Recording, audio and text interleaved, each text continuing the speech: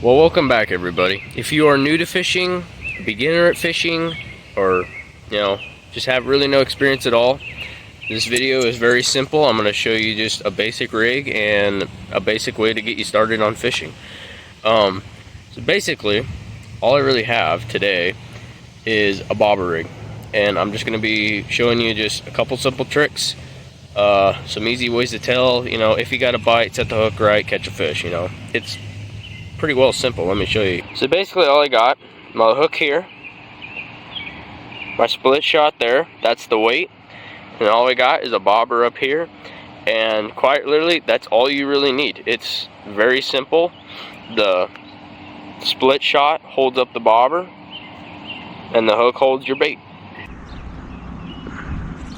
And I'm gonna set it to about, I don't know, that's probably about 3 or 4.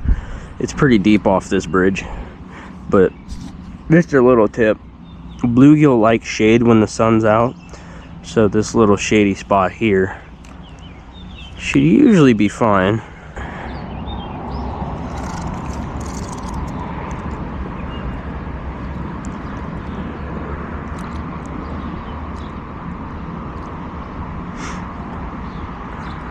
Just a cute little guy. My worm is basically still there, but he'll probably flop out of my hand, but I'm gonna open my hand. Yep. Just plops right down. Take the worms, kind of re-rig it back up, just kind of loop it around the hook. It's usually about the best way to, well, for your worm to get saved.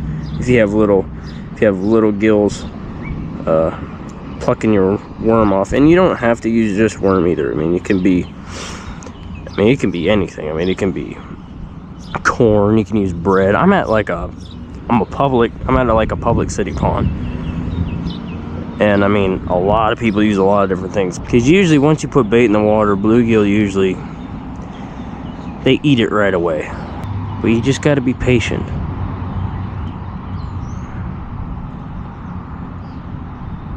Maybe play with it a little bit and just kind of move it around. Yeah, get their attention down there.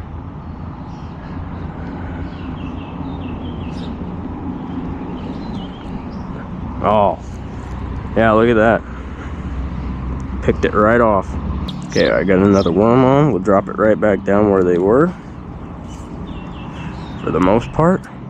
So they're just picking at it, which means they're relatively small if they usually do that. The bigger ones, I mean, it's usually a grab and it's an automatic takedown. But if you're getting little nitpicks like that, most of the time they're probably small. And I was right. He was running with it,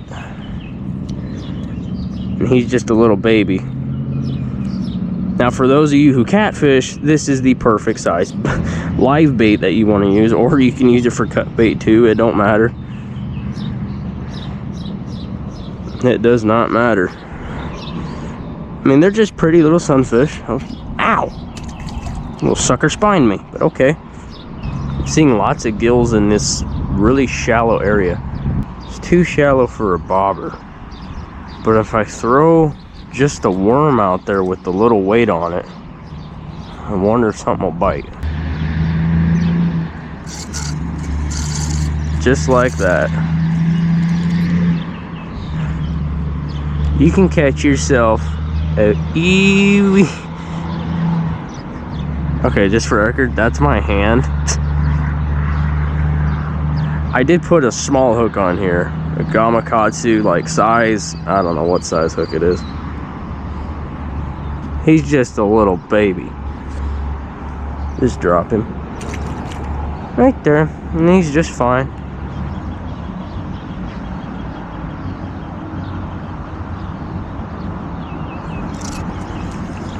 He grabbed it.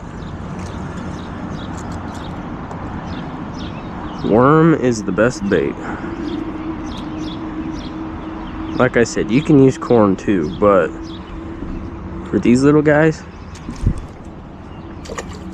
at least that's water underneath, but for them little guys, they love worms.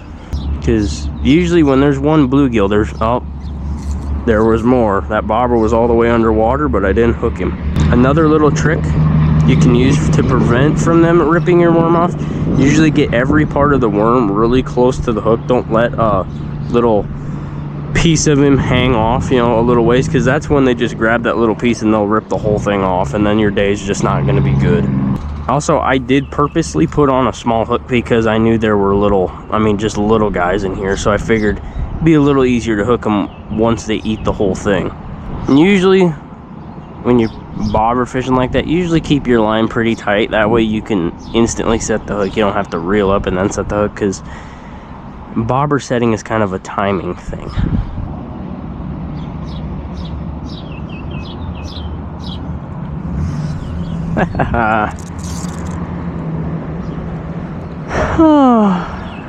These little baby guys make me laugh, but they're also really slick.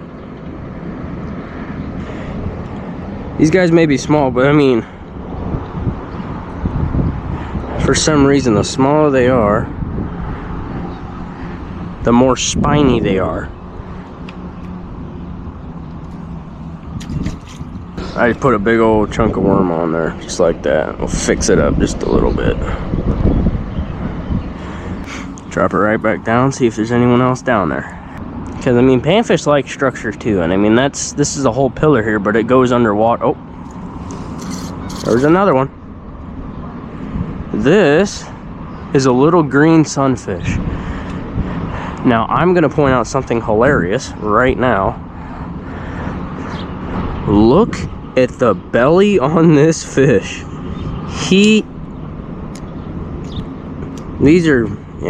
These are green gill hybrids. He is fat, and I mean really fat. And now I know why he bit, because a regular bluegill this small would not have a mouth that big. I want to try and get a pretty look at you here, little guy. But they are just packed full of colors and patterns. Really quite cute. I'm dropping it right here by the corner of this pillar. As I was saying, panfish-like structures, and this is a whole pillar out here. And I mean, panfish schools can get, you know, huge. I mean, they can go from like 1 to 5, 1 to 2, all the way to like schools of 20, 30. I mean, they can get huge.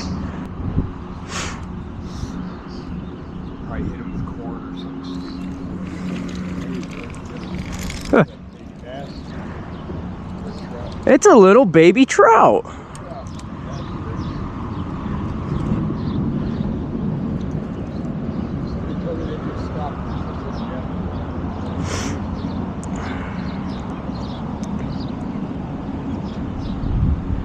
And this is not from the stocking. This is from, let me get a little look at you.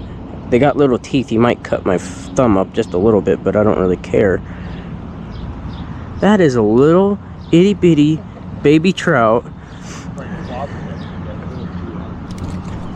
Got it out. Just cute.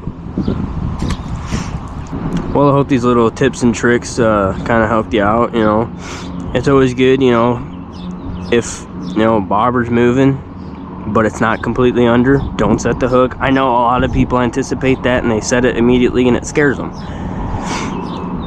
But I mean, if it's down or if it's moving off the side at a good pace, set the hook, and more than likely most of the time you'll probably get a bite.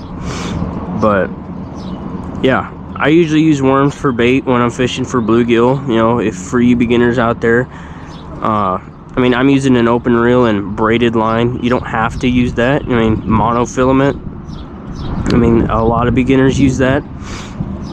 But I hope you all enjoyed the video. I hope this kind of helps you a little bit. And remember to like, comment, subscribe, and I'll catch you next time.